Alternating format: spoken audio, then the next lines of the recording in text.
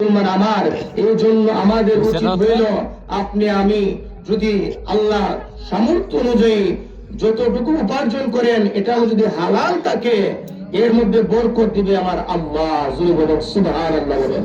আর আপনি নামাজি মুত্তাকি পরহেজগার, হারামের দান করেন না, মানুষকে ঠকান না, মিথ্যা কথা বলেন না, আরেকটা হচ্ছে পরের হক মারা যাবে না, ঠিক কিনা বলেন? যে ব্যক্তি পরের হক মানল হাসর ময়দানে দৌড়াইবে, আল্লাহ বলে বান্দারে তুমি যে আমার বান্দার হক মারলা, এই হক মারার কারণে আমি আল্লাহ মাফ দিব না যতক্ষণ না তুমি বান্দা তোমাকে মাফ না দিবে। জোরে বলেন আল্লাহু আকবার বলেন। বান্দা মাফ দিলে আমি আল্লাহ মাফ দিব। তাহলে বোঝা গেল পরের হক খুব কঠিন। একটা হইল হকুল্লাহ, একটা হইল আল্লাহর হক, আর একটা হইল বান্দার হক।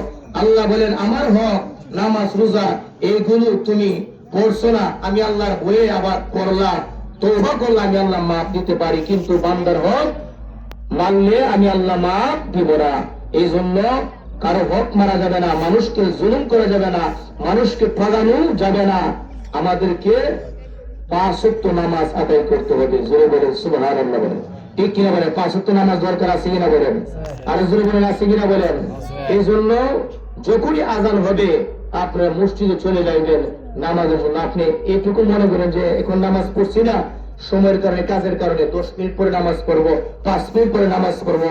প্রিয় ভাই, আপনি ভাবতেছেন যে 10 মিনিট পরে নামাজ পড়বো, আপনি 10 মিনিট বাঁচবেন কিনা এটার তো গ্যারান্টি নেই, ঠিক কিনা বলেন? এর আগেই তো আপনি চলে যাইতে পারেন কবর দেশে। আপনার আমল নামাজ থেকে 1 ওয়াক্ত নামাজ ছুটে গেছে। আপনি 1 ওয়াক্ত নামাজ যদি পড়ে যদি আপনি মারা যাইতে পারেন, এই নামাজের উসিল আপনাকে আল্লাহ মাফ দিতে পারেন, ঠিক কিনা বলেন? এই জন্য নামাজ আমাদের ছাড়া যাবে না, ঠিক কিনা বলেন? নামাজ পড়তে হবে এবং হালাল হারাম বেঁচে চলতে হবে, মা বাবার খেদমত করতে হবে, ঠিক কিনা বলেন? আরেকটা হইল আমাদের যাদের সন্তান হই মা বাবার দায়িত্ব হলো ইসলামিক সুন্দর নাম রাখা, ঠিক কিনা বলেন? ভালো নাম রাখা, ঠিক কিনা বলেন? এখন তো আমাদের দেশের মধ্যে বিভিন্ন ধরনের নাম রাখে। মা বাবা যখন সন্তান জন্মগ্রহণ করবে মনে রাখবেন, ছেলে সন্তান হইলে সন্তান জন্ম করলে ডান কাঁধে আজান দিবেন, বাম কাঁধে একামত দিবেন, এটা সুন্নাত। জোরে বলেন সুবহানাল্লাহ বলেন। 7 দিনের মাথায় সন্তানের ভালো একটা নাম রাখবেন এবং তার মাথা মুন্ডে দিবেন। কি নাম দেন? ভালো একটা নাম রাখবেন, সুন্দর সুন্দর নাম রাখবেন। দেখবেন পুরুষের নাম আবু বকর সিদ্দিক, আব্দুল্লাহ। জোরে বলেন সুবহানাল্লাহ বলেন।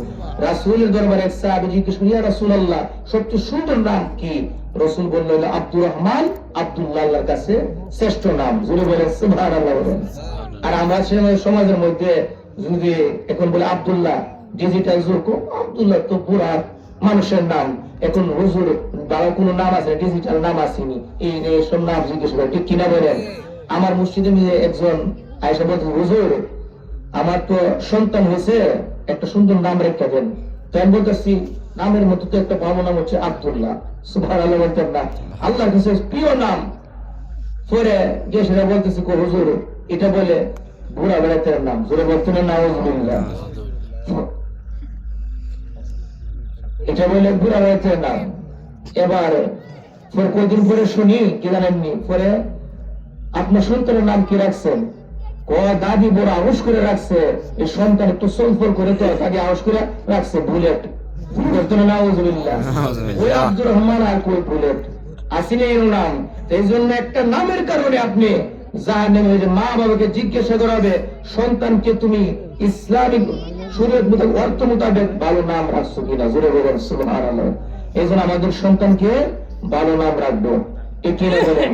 এবং আকিকা করাইবো, যাদের সামর্থ্য আছে 7 দিনের মাথায় ওটা অন্য দিনের মাথায় আকিকা করাইবেন। রাসূল বলছে সন্তান যখন বনিষ্ঠ হইবে তোমরা তাদেরকে আকিকা করা হইবে। ছেলে সন্তান হইলে 2টা, মেয়ে সন্তান হইলে 1টা, বকরি দিয়ে আকিকা করাইবে। রাসূল বলে এই আকিকা করলে সন্তানের জান মাল বিপদ আপদ থেকে আল্লাহ হেফাজত রাখবেন। জোরে বলেন সুবহানাল্লাহ। আল্লাহ আমাদের সকলকে বুঝার মানার তৌফিক নসিব করেন।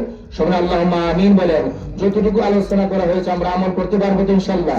আরেকজন আমল করতে পারবো তো ইনশাআল্লাহ? সবাই বলেন আলহামদুলিল্লাহ। আল্লাহ যেন আমাদেরকে কবুল করে। সবাই আল্লাহুম্মা আমিন।